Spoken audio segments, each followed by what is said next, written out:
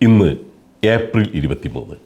കേരളത്തിലെ കമ്മ്യൂണിസ്റ്റുകാർ മാത്രമല്ല എല്ലാവരും ഓർമ്മിക്കേണ്ട ഒരു വീരരക്തസാക്ഷിയുടെ ഓർമ്മകൾ പുതുക്കുന്ന ദിനമാണിന്ന്.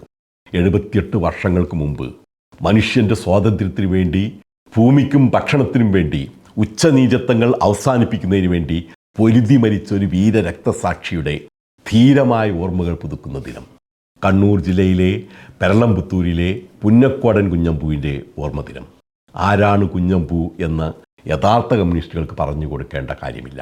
പക്ഷേ കമ്മ്യൂണിസ്റ്റുകാർ മാത്രമല്ല എല്ലാവരും ഈ വീരരക്തസാക്ഷിയെ ഓർമ്മിക്കുകയും ആദരിക്കുകയും വേണമെന്ന പക്ഷക്കാരനാണ് ഞാൻ. കാരണം ഒരു കാലഘട്ടം ഇവിടെ കഴിഞ്ഞു പോയിട്ടുണ്ട്.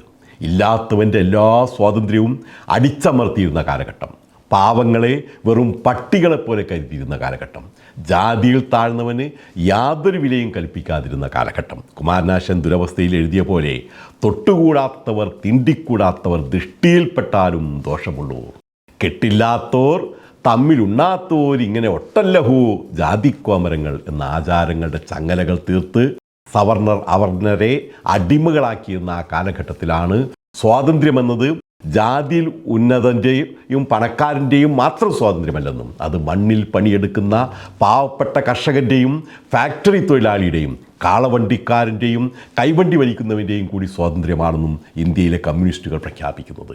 കമ്മ്യൂണിസ്റ്റ് എന്ന ഇന്ത്യയിലെ സവർണരും ബ്രിട്ടീഷുകാരും ഒരുപോലെ അതിനെ ക്രൂരമായി അടിച്ചമർത്തിയപ്പോൾ സഹന സമരം കൊണ്ടിനി കാര്യമില്ലെന്നും സായുധ വിപ്ലവമാണ് വിജയപാതയെന്നും കമ്മ്യൂണിസ്റ്റ് ആചാര്യന്മാരായ സുന്ദരയ്യ, ചന്ദ്രശേഖർ റാവു, ബസവ പുന്നയ്യ തുടങ്ങിയവർ പ്രഖ്യാപിക്കുന്നതും 1946 തെലങ്കാനയിൽ കമ്മ്യൂണിസ്റ്റുകാർ ഒരുമിക്കുന്നതും അതൊരു സായുധ വിപ്ലവമായി മാറുന്നതുമെല്ലാം ആരെല്ലാം മറക്കാനും മായ്ക്കാനും ശ്രമിച്ചാലും മായാത്ത ചരിത്രരേഖകളാണ്.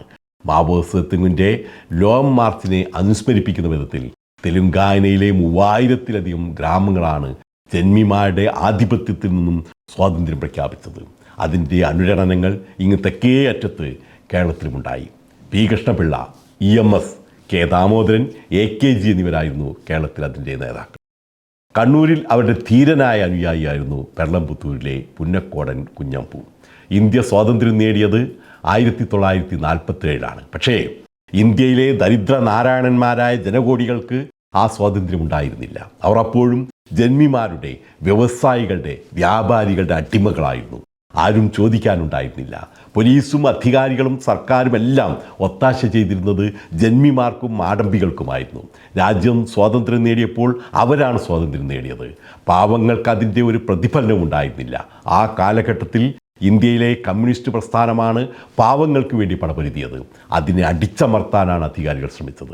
രണ്ടാം ലോക മഹായുദ്ധം ലോകത്തിന് മുഴുവനും സമ്മാനിച്ചത് കടുത്ത ദാരിദ്ര്യമാണ്. ആ വറുതിയുടെ കാലഘട്ടത്തിൽ ജന്മിമാർ പാടത്ത് പണിയെടുക്കുന്ന പാവപ്പെട്ട കർഷകർ നൽകിയിരുന്നത് വറ്റില്ലാത്ത കഞ്ഞിവെള്ളമായിരുന്നു. താളും തകരയും കപ്പയും കാച്ചിലും തിന്നാണ് അവർ വയറ് നിറച്ചത്. ചോറ് എന്നത് കർഷകൻ്റെ മക്കൾക്ക് സ്വപ്നം കാണാൻ പോലും കഴിയാത്ത ഒന്നായിരുന്നു. ജന്മിമാർ മിഷ്ടാനമുണ്ട് സുഖിച്ചു നടന്നപ്പോൾ അവർക്ക് വേണ്ടി വിയർപ്പൊഴുക്കി പണിയെടുത്തവർ വിശന്നു വലഞ്ഞു. ഇത് കണ്ടു നിൽക്കാൻ ചോരത്തിളപ്പുള്ള ചെറുപ്പക്കാരനായിരുന്ന കുഞ്ഞമ്പുവിന് കഴിഞ്ഞില്ല. അവൻ കമ്മ്യൂണിസം പഠിച്ചു, പ്രസംഗിച്ചു. ജന്മിമാർക്കെതിരെയുള്ള പോരാട്ടങ്ങളിൽ മുന്നണി പോരാളിയായി. എല്ലുമുറിയെ പണി ചെയ്തിട്ടും പാടത്ത് പൊന്നു വിളയിച്ചിട്ടും തങ്ങളുടെ മക്കൾക്ക് വിഷുവിനെങ്കിലും വിശപ്പ് മാറ്റാനായില്ലെങ്കിൽ നമ്മൾ പിന്നെ ആണുങ്ങളായി നടക്കുന്നത് എന്തിനെന്നായിരുന്നു കുഞ്ഞമ്പുവിൻ്റെ ചോദ്യം. അതിൽ പ്രചോദിതരായി സഖാക്കൾ സായുധരായി. അവർ ജന്മിമാർ പൂഴ്ത്തിവെച്ച ധാന്യപ്പുരകൾ കുത്തിത്തുറന്നു. അരി കവർന്നെടുത്ത് പാവങ്ങൾക്ക് വിതരണം ചെയ്തു. അധികാരികൾ ഇളകി. അവർ തക്കം പാത്തു നിന്നു. ഈ അവസരത്തിലാണ് കർണാടകയിലെ മുനയംകുന്നിൽ ചെറുത്തുനിൽപ്പ് ക്യാമ്പ് നടക്കുന്നത്. വീറോടെ പോരാട്ടം തുടരാനായിരുന്നു തീരുമാനം. അധികാരികൾ വെടിയുതിർക്കുമെന്നുറപ്പാണ്. മരിക്കാനും തയ്യാറായി സഖാക്കൾ മുന്നോട്ട് വന്നു. മരണം പ്രശ്നമല്ല, ഒന്നുകിൽ വിജയം അല്ലെങ്കിൽ മരണം എന്നായിരുന്നു കുഞ്ഞമ്പുവിൻ്റെയും ഒപ്പമുള്ള സഖാക്കളുടെയും പ്രതിജ്ഞ. കുഞ്ഞമ്പു മരണം മുന്നിൽ കണ്ടിരുന്നു.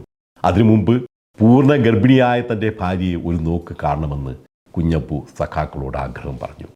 പോലീസ് പതുങ്ങിയിരിപ്പുണ്ട്, പുത്തൂരിൽ പോകുന്ന അപകടമായിരിക്കുമെന്ന് സഖാക്കൾ ഉപദേശിച്ചു. പക്ഷേ ധീരനായ കുഞ്ഞമ്പു പോകാൻ തന്നെ തീരുമാനിച്ചു.